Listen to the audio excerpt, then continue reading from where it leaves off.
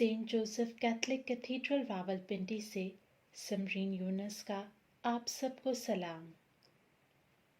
जो मेरे आसमानी बाप की मर्जी पर चलता है आसमान की बादशाही में दाखिल होगा। हमारे लिए आज की इंजील मुकद्दस मत्ती के मुताबिक उसका 7वां बाब 21, 19, 24-27 आयात। उस वक्त यीशु ने अपने शागिर्दों से कहा, न हर एक जो मुझे खुदावन खुदावन कहता है आसमान की बादशाही में दाखिल होगा, मगर वही जो मेरे आसमानी बाप की मर्जी पर चलता है। बस जो कोई मेरी ये बातें सुनता और उन पर अमल करता है वो उस अक्लमंद आदमी की मानद ठहरेगा जिसने चट्टान पर अपना घर बनाया और मींह बरसा और सैलाब आया और आंधियां चलीं और उस घर से टकराईं, मगर वो ना गिरा क्योंकि उसकी बुनियाद चट्टान पर रखी गई थी।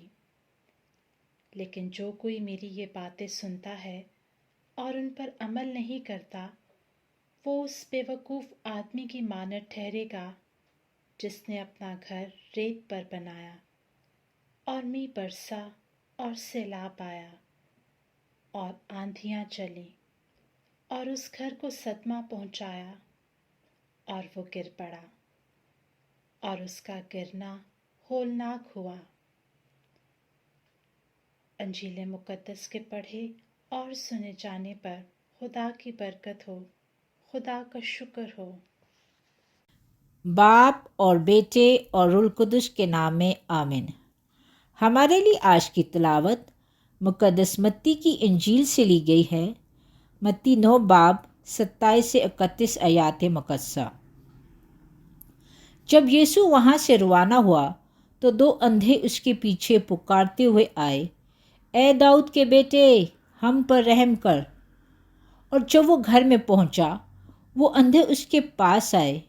यीशु ने उनसे कहा, क्या तुम यकीन करते हो कि मैं ये कर सकता हूँ? वो बोले, हाँ ऐ खुदावन। तब उसने उनकी आंखें छू कर कहा, तुम्हारे ईमान के मुआफिक तुम्हारे लिए हो। और उनकी आंखें खुल गईं। और यीशु ने इन्हें ताकीद करके कहा, खबरदार, कोई इस बात को ना जाने। मगर उन्होंने बाहर जाकर उस तमाम इलाके में उसकी शोहरत फैला दी। इंजील मुकद्दस के पढ़े और सुने जाने पर खुदावन की बरकत हो, खुदा का शुक्र हो।